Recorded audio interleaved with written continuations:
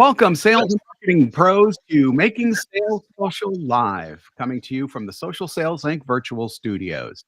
I'm Bob Woods, and joining me is the co-host of Making Sales Social Live. She's a fellow LinkedIn social selling and AI strategist, consultant, trainer, and coach, Bryn Tillman. How you doing, Bryn? Good, Bob. I'm excited to have a new co-host today. Yeah, exactly. So today, the duo changes into a trio as we welcome our newest co-host, Stan Robinson Jr., to the full Making Sales Social family. Stan, how you doing? What's up? Welcome. Thanks so much, Bob and Bryn. I'm delighted to be here. So glad to be part of the trio, or I'm sure we'll find something to call ourselves. But Yeah, at I'm some just point excited we about will. being part of this. Yeah. The three social tiers.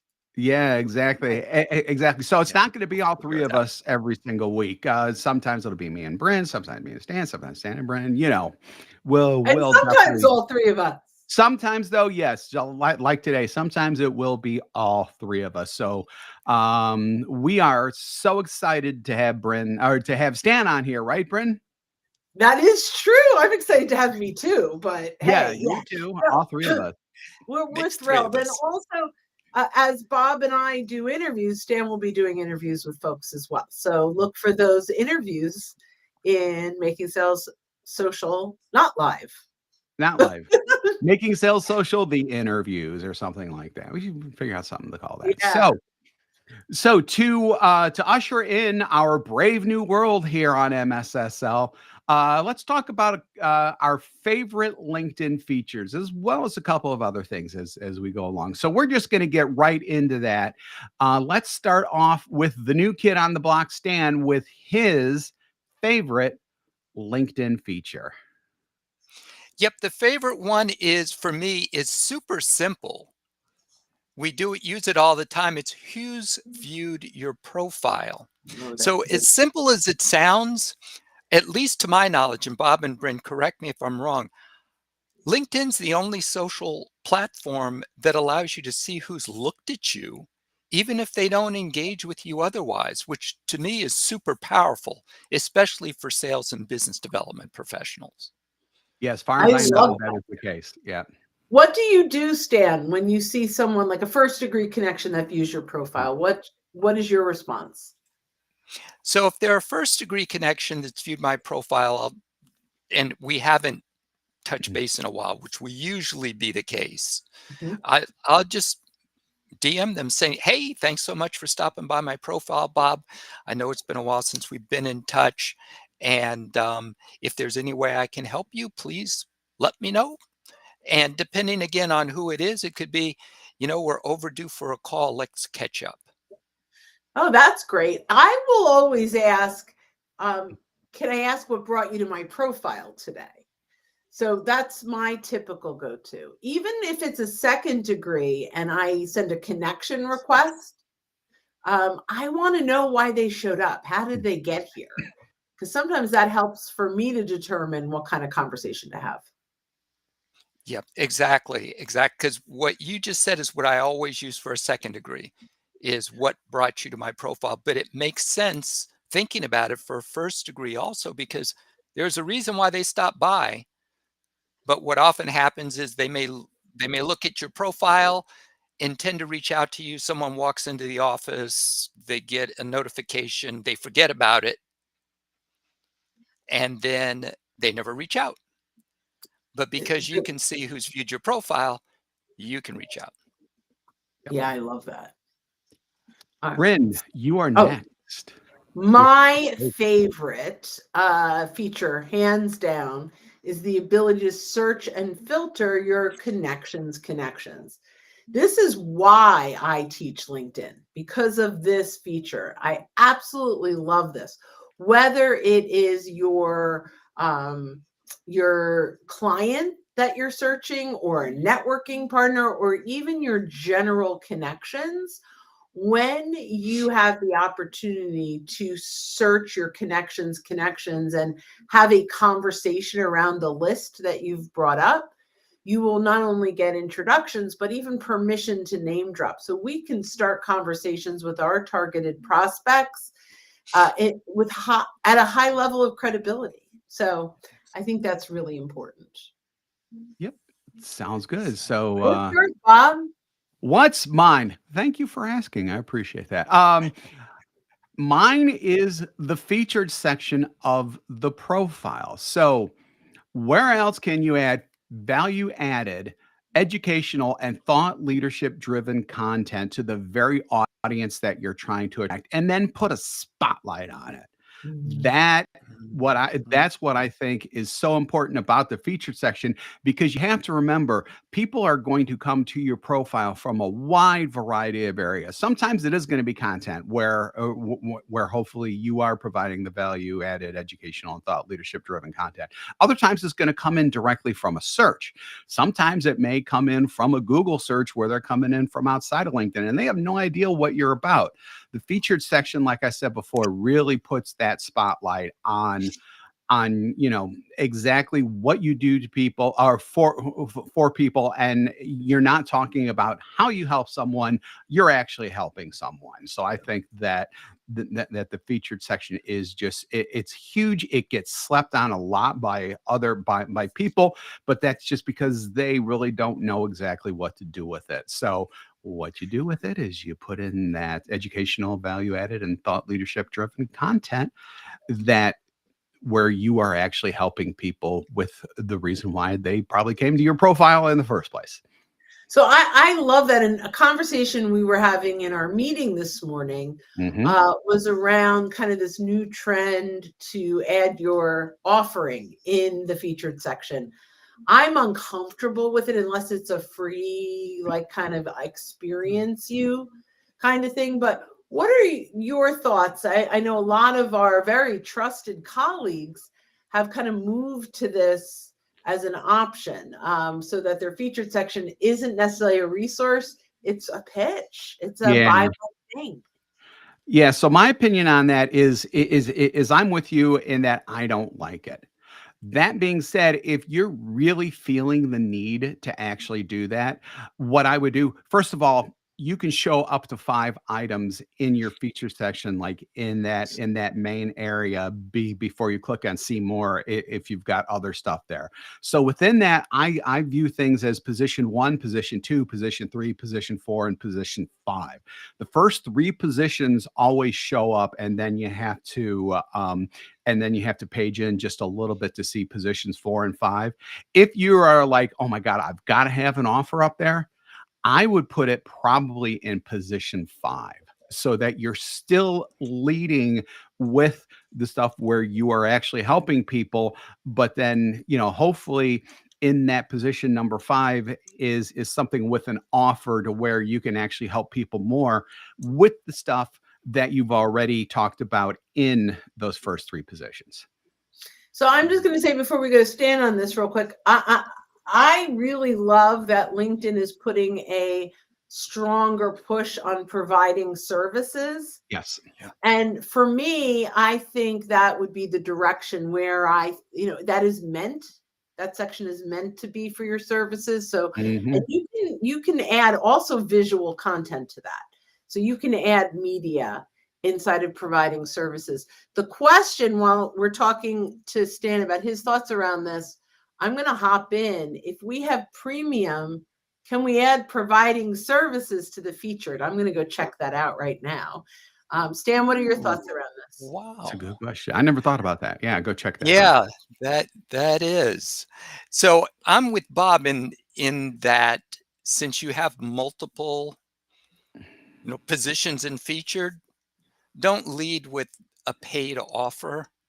Now, if, for example, you have a free event that you're promoting, then okay, if you want to put that in first place, just so make sure everyone sees it because it's going to be an event that adds value to your audience, great. So I would definitely normally put the paid offer further down. And then the other thing is you can always test it. You can always see, okay, let's see how it performs over time. So those are the options in terms of how I see it. Okay, great. So I am in LinkedIn, and providing services is not on the list for the featured, but there is a link in providing services. So it's interesting if we add that link. I'm going to go play with that while we move on to your next. This is what we do when we're live. Bob, when you move on to your next, To my whatever. next bullet point, which is our LinkedIn wish list. So these are things that, yeah, I know. I know, right? These are things that we wish LinkedIn would do or have done and not doing anymore, like that type of thing. I'm not sure if we're supposed to do one or three for this one. I actually have Well, three. we I'm could not do sure as what many y'all as plan we think for. we Did you want want? to share. All right, exactly. So let's start again with Stan, the new guy, the new kid on the block, as they say. Yep. Since I'm the new kid, I just picked one, and you all can fill in the rest. But it would be wonderful if we could. Now, this may sound negative, but it can help in the long run. Delete connections in bulk instead of having to do them one by one. Now, either of Mm. you have seen a way to do it, that would be wonderful. But rather than going through when you're trying to clean up your connections, and in a past life, you may have a couple of hundred people in your LinkedIn network that really aren't that relevant anymore, and you want to try to pare your network down so it's more relevant. Well, right now you got it. You have to go one by one. Whereas if there were a way where you could just go in to your network, select all the people that you would like to get rid of, maybe while watching a basketball game or something, and then just press delete. That to me would be helpful. I Interesting. I thought there Yeah. might be, well, yeah. So for me, that's one of the things on my wish list. Yeah. Okay, great. So Brent, are you still playing So or do you want yes, me you to? cannot add a link to providing services, although there is one. LinkedIn rejects it and just redirects you to the feed. So we're not there yet. So now I am going to start with my wish list, as I would like them to add providing services to the featured section. Had a feeling that Um, was coming. so Yeah. that's definitely one of my areas. The other area that I'd love to see in the free LinkedIn first is the ability to save or categorize. We used to have tags in the free Yeah. LinkedIn, then it moved to Sales Navigator, and then they got rid of tags in Sales Navigator. Right now, we have our workaround, which is using bookmarks. But I would love to see the opportunity and the availability. We now can ring someone's bell. It would be great to put them in a particular category as well. I love this from a where are they in the pipeline, as well as here are the CMOs, the CROs, the sales leaders, the marketing leaders, right? So if we have an event and we want to reach out to all of them, we can do that by tag or by category. We're teaching it with bookmarks. It does okay, but it's not exactly the same the same effectiveness. There are a few other things that I have on my list, but Bob, you go ahead and then I'll throw mine in next. Okay, so my kind of big overarching one, which actually leads to the second item on my list, is LinkedIn absolutely needs to have better communication about their new features. I cannot tell you how many times that, we as LinkedIn geeks, quote unquote, if you didn't know there were LinkedIn geeks before, you now know three of them. But, when it comes to new features, we actually depend on Kevin D. Turner, who actually collects all of these. And if it's not a full-time job for him, it's got to be pretty darn close. But he comes out with new stuff all the time that LinkedIn never, ever, it seems, never talks about. At least I never see this stuff in any other place except for Kevin's shares. And I think it's just atrocious because LinkedIn comes out with some stuff that's kind of LinkedIn sometimes, well, more than sometimes, comes out with really good things though, and yet nobody knows how to use them, either in using them themselves, or if something else pops up and they notice it, they don't know what it's there for from more of the user, looking at experience. And my prime example of that is profile videos. We had profile videos before. They were fantastic. LinkedIn never talked about it. Nobody knew to click on the profile picture to see their profile welcome video or whatever. And I'm guessing because no one was using it, because why else would LinkedIn take it away? LinkedIn took it away. So, but precious few people knew about this. So LinkedIn absolutely needs to have better communication about new features. I'm going to piggyback on this. This wasn't on my list. It's now on my list. Thank you. LinkedIn communication in that realm. I would love to see LinkedIn communicate better on their rules, their user agreement, what's working, what's not working. So we know so many people are getting shut down all the time for breaking the user agreement, but they don't always know why. So I got a message from someone that said, it was one of our colleagues that said that one of their customers was shut down permanently, was the message that they got. There was no way to communicate with LinkedIn. There was no way to even find out what they were doing wrong. And it happened to be a Chrome extension that they never even used. They downloaded it to look at it one time. So how do we know this? They went to Twitter or X, and they had to work through. I mean, who would know to do that on LinkedIn? Yeah. You do not have to go to X to find this out. And the only reason they knew is they reached out to me, what do I do? And I'm like, you got to tweet them. Like that's, you can't log in, you can't send. So 3 things on this. Number 1, there needs to be a customer service without being logged into your account, where you can communicate with LinkedIn, even if you don't have an account that you're logged into, because if you're shut out. Number 2, there needs to always be a warning. There needs to be, we have detected this. You have 72 hours to do this before you have a shutdown. Right? Agreed. Most of the time, people don't even know why they've been shut down, and they will not tell you. No, and so I don't know how you learn from your mistakes, right? Yeah. If you don't know what you've done. And we happen to know a lot because we're in this every single day. The majority of the people have no idea that, they hire a company for automation, they hire a company for whatever it is, and they don't know because yes, I understand it's in the user agreement. We all signed the user agreement, except for us and our colleagues. No one ever reads a user agreement. So there has to be a warning and a resolution to that warning.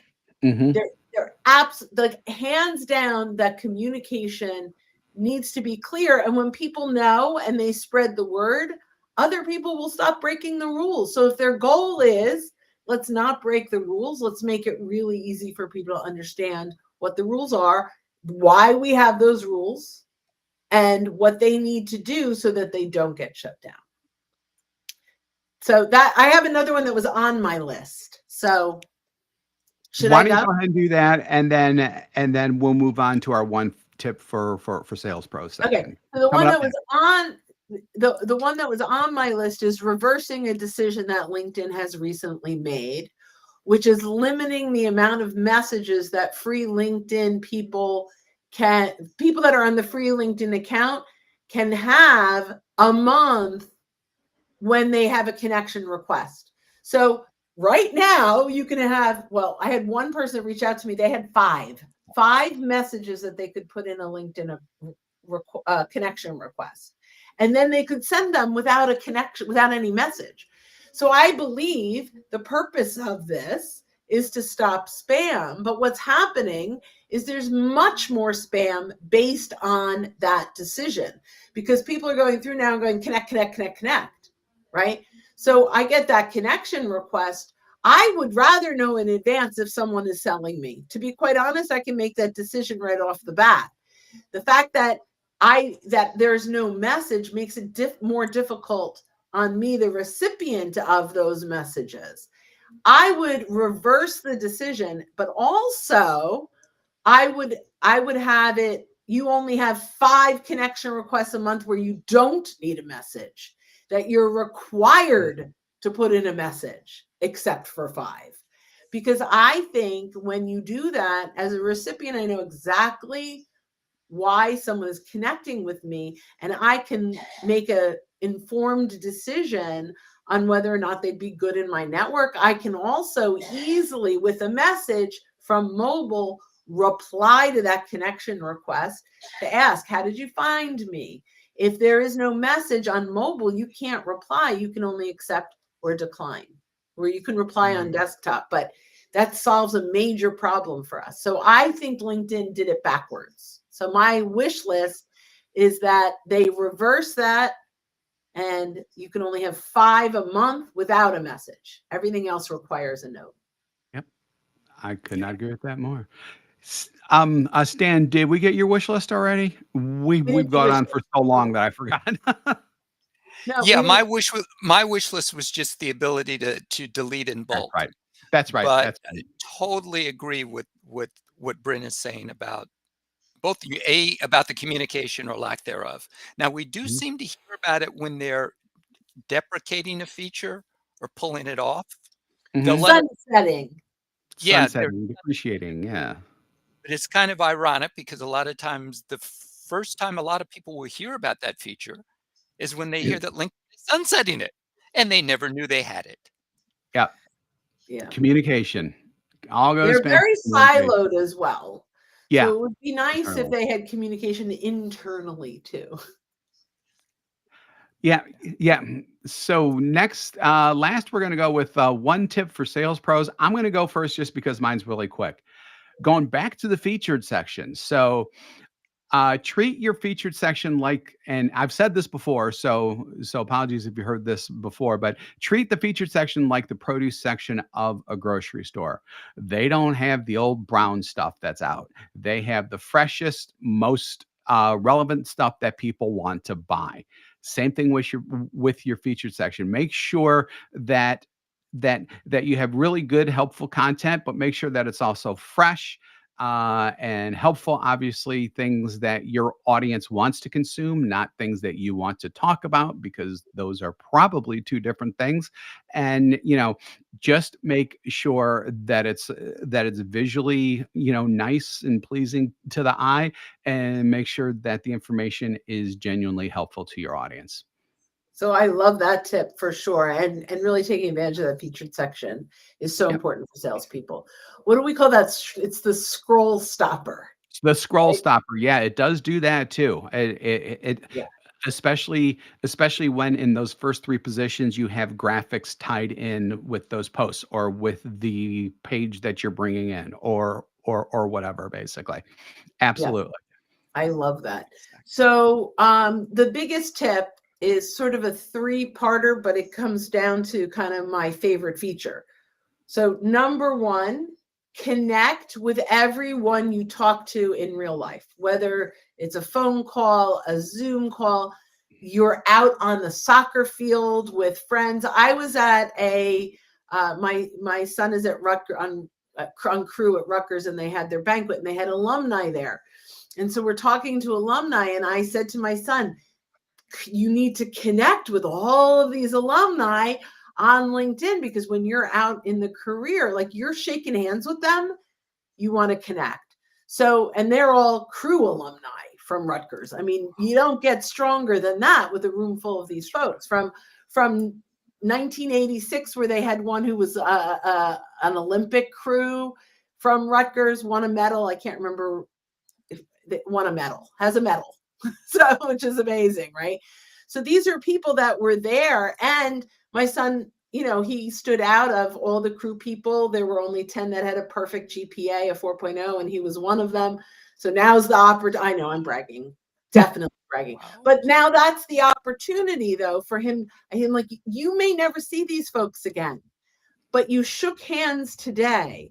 Connect on LinkedIn. So I want you guys, whether you're out personally and you meet people, you're at a restaurant and you have a conversation, just use LinkedIn as your personal professional Rolodex, but even your friends and family, because they have jobs and they know people. So make sure that you are growing that with people that you meet. Number 2, look at your calendar a week in advance and look at who you're speaking with. There are with whom you are speaking, I think is probably grammatically correct, but it sounds funny. So, but look at your calendar in the future, and like Sunday night or Monday morning, make a list of who each of those people know that you want to meet. We save them in Sales Navigator, but if you don't have Sales Navigator, that's a place where you can bookmark. And then if the time is right, you can go through and run the names that these folks are connected to that you might want to meet with them. And you might get a few introductions or permission to name drop. And number 3 in all of this is take inventory. You have been connecting with people for years and years. Whether you export your connections or you search your first degree connections, don't ignore all the people that are people you want to have a conversation with. So that's my thought.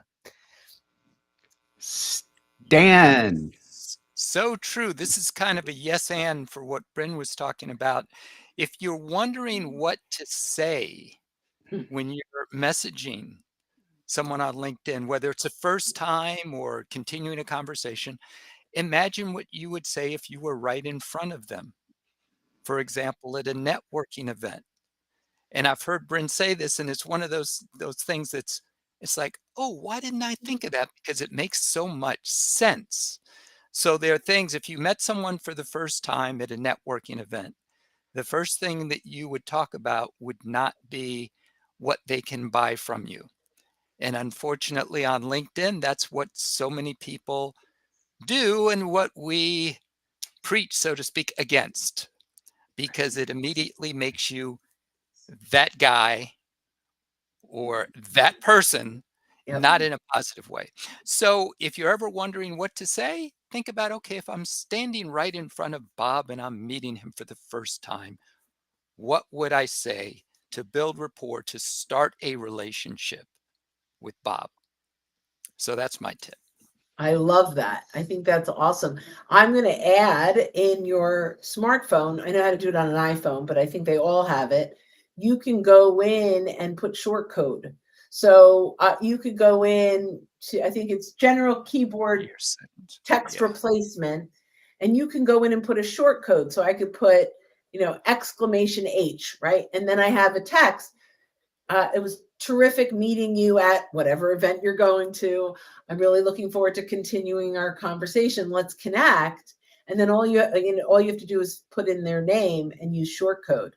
And so live in that meeting, you are personalizing that message. And you're also going to remember where you met in the future. So I love that. All right, Bob. So we are going to wrap things up. Thanks again for joining us on Making Sales Social Live. If you're with us live on LinkedIn, Twitter, YouTube, or Facebook, or X/Twitter right now, we do this every week, so keep an eye out for our live sessions. If you're listening to us on our podcast and you haven't subscribed already, go ahead and hit that subscribe or follow button. If you want more info on our podcast, it's at socialsaleslink.com/podcast. So, we haven't determined how we're going to do this last one. Is it going to be just the last one? So when you're out and about. So when you're out and about, you and Stan do it together. Stan knows. So Stan, we're going to say, don't forget to make your sales social. Okay, try it again. Okay. So when you're out and about, be sure to make your sales. Social. Okay. Not bad for not practicing. Thanks, everyone. Have a great day. We appreciate you coming by. Welcome again, Stan. Bye-bye. All right. Bye now. Thanks. And Stan, we're thrilled to have you in the trio.